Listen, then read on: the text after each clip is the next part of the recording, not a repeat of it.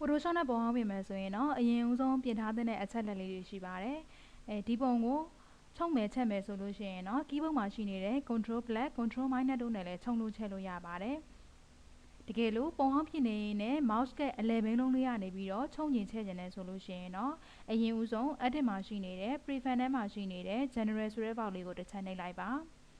general box လေးကြာလာရင်တော့ option ဆိုတဲ့နေရာလေးမှာ zoom with scope ဆိုတဲ့နေရာလေးမှာအမှတ်ထည့်လိုက်ပါzoom with scope မှာအမှတ်ထည့်လိုက်မယ်ဆိုလို့ရှိရင်တော့ mouse ကနေပြီးတော့ခြုံလိုက်ချဲလိုက်လို့ရပါပြီနောက်တစ်ခုကတော့ brush tool ကိုပြောချင်ပါတယ်ဒီ brush tool ရဲ့အသေးကြီးကို keyboard မှာရှိနေတဲ့၄တောင်အဖွင့်ခွင်းအပိတ်ခွင်းလေးတွေနဲ့သုံးလို့ရပါတယ်၄တောင်အဖွင့်ခွင်းလေးနဲ့ဆိုလို့ရှိရင်တော့ brush care size ကတဖြည်းဖြည်းနဲ့သေးသွားပါတယ်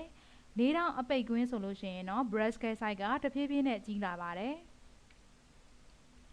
တခါကြောက်လို့ရှိရင် brush care size ကိုမမြင်ရတော့ဘဲနဲ့ဒီလိုမျိုးအဆက်အပြောက်ပုံစံလေးမြင်နေရပါတယ်ဒီလိုခါမျိုးကြောက်လို့ရှိရင်တော့ keyboard မှာရှိနေတဲ့ cap lock ဆိုတာလေးကို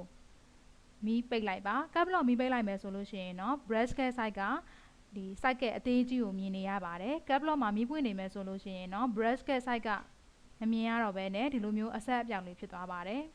တခါကြောက်လို့ရှိရင် brush ကအဆက်အပြောက်ပုံစံလည်းမဟုတ်ဘူးဒီလိုမျိုး brush က size ပုံစံလည်းမဟုတ်ဘဲနဲ့ဒီလိုမျိုး brush ကပုံစံလေးမြင်နေရတတ်ပါတယ်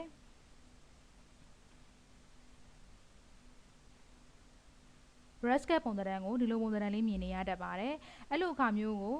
ပြန်ပြီးတော့ပြင်ထားချင်တယ်ဆိုရင်တော့ edit မှာရှိနေတဲ့ prefix ထဲမှာရှိနေတဲ့ cursor ကိုနှိပ်လိုက်ပါ painting cursor ဆိုတဲ့နေရာမှာ normal British shape ကိုရွေးပါမယ်Other cursor မှာတော့ standard ကိုရွေးပါမယ် OK ကိုနှိပ်ပါမယ်ဒါဆိုလို့ရှိရင်တော့ brush ကအရွယ်အစားကိုမြင်ရမှာဖြစ်ပါတယ်တခါတလေ keyboard မှာ cap lock ပွင့်နေမယ်ဆိုလို့ရှိရင်တော့ brush က size ကိုမမြင်ရမှာမဟုတ်ပါဘူးဒါကြောင့်မလို့ brush tool နဲ့ပြင်ထားတဲ့နာကတော့ keyboard မှာရှိနေတဲ့ cap lock မီးကိုပိတ်ထားပေးပါ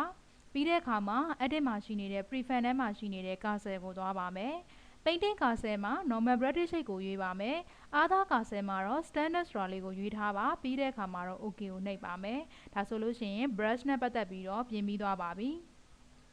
နောက်တစ်ခုပြောချင်တာကတော့မြန်မာစာဓာတ်ရွေးရိုက်လို့မရတဲ့ပြဿနာကိုပြောချင်တာပါဒီ Photoshop မှာမြန်မာစာရိုက်တဲ့အခါမှာဓာတ်ရွေးရိုက်လို့မရဘူးဆိုရင်တော့